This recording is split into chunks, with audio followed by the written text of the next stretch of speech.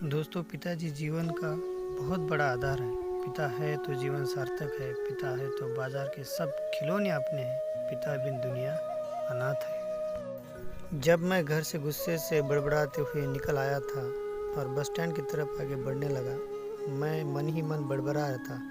पता नहीं कितने पैसे छुपा के रखे हैं, लेकिन मेरे लिए एक बाइक नहीं ले सकते। अब यहाँ से मैं चला जाऊँगा, तब तक वापस नहीं आऊँगा जब तक मैं खुद के पैसों से बाइक खरीद नहीं ले लेता।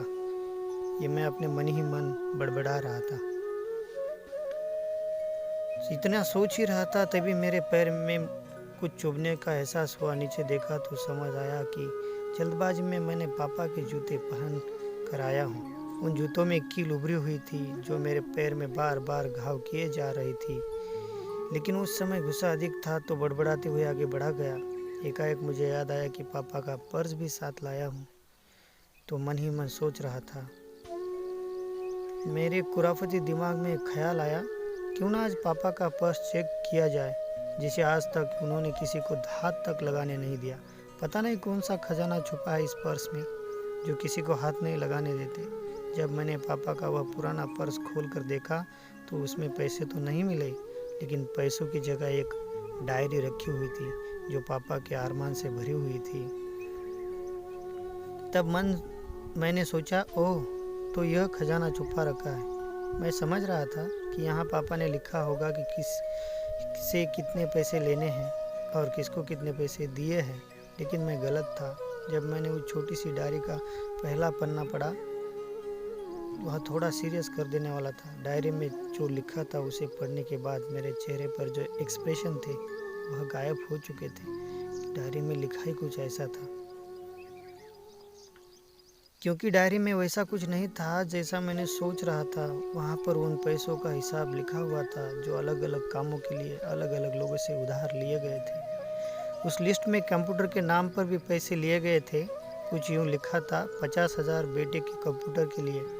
यह वही कंप्यूटर था जिसे मैं आज तक यूज कर रहा हूँ, लेकिन मुझे यह पता नहीं था उस कंप्यूटर को खरीदने के लिए पापा ने किसी से पैसे उधार लिए हैं। यह मुझे आज पापा की डायरी से पता चला। मुझे आज भी याद है जब मैंने पहली बार कैमरे के लिए जिद की थी, जो मेरे पापा ने मुझे 2 हफ्ते बाद मेरे बर्थडे पर ला कर दिए थे, जिसे देखकर मैं बहुत खुश था। और मुझे खुश देखकर मुझसे कहीं ज़्यादा अगर कोई खुश था तो वो थे मेरे पापा। अब मेरे चेहरे से गुस्सा एकदम गायब हो चुका था। जब मैंने आगे का पन्ना पलटा तो वहाँ पर कुछ इच्छाएं लिखी हुई थी जो पापा के मन में ही थी।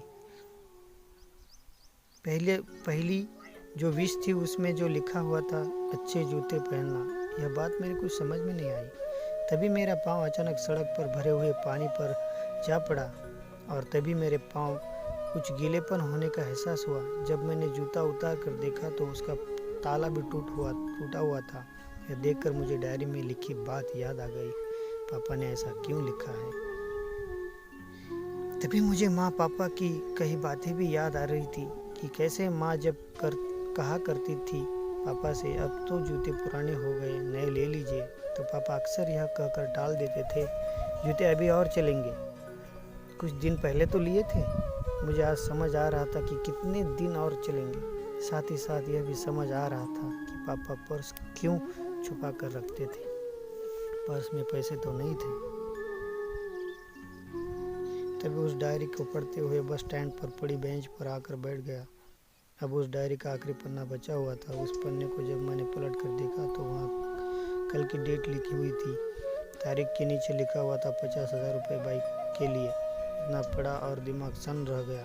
अब मेरे मन में कोई शिकवा गिला नहीं बचा था, बस मेरी आंखों से आंसू चले आ रहे थे। मुझे आज तक नहीं पता था तब मैं क्यों रोए जा रहा था।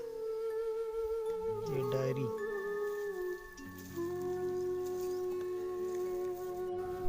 अब मैं जल्दी से घर की तरफ भागा, लेकिन जूतों की वह कील पाँव में अब एक घाव बनाने के में कामयाब हो चुकी थी। मैंने जूतों को रास्ते में निकाल कर फेंक दिया और भागते लड़खड़ाते हुए घर जा पहुंचा, लेकिन पापा घर पर नहीं थे। मैं समझ गया वह कहाँ गए थे। मैं सीधा पास वाली बाइक एजेंसी की तरफ भागा। पता नहीं आज कहाँ से इतनी ताकत आ गई थी कि मैं भागते हुए थक भी नहीं रहा था।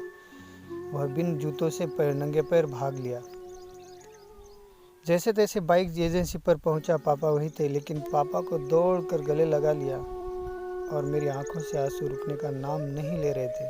पापा को समझ नहीं पाए आखिर हो क्या रहा है, क्यों से रो रहा हूँ मैं।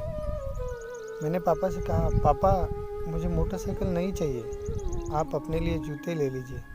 अब आज मैं जो भी करूँगा अपनी मेहनत, अपनी लगन और अपने दम पर करूँगा। बस दोस्तों, यह इतनी सी कहानी थी पापा की। अगर आप अपने पिताजी को प्यार करते हैं, प्रेम करते हैं, तो वीडियो अगर पसंद आई है आपको तो वीडियो को लाइक, शेयर और कमेंट कर दीजिएगा अपने पिताजी के लिए। वीडियो देखने के लिए धन्यवाद। जय महाराष्ट्र।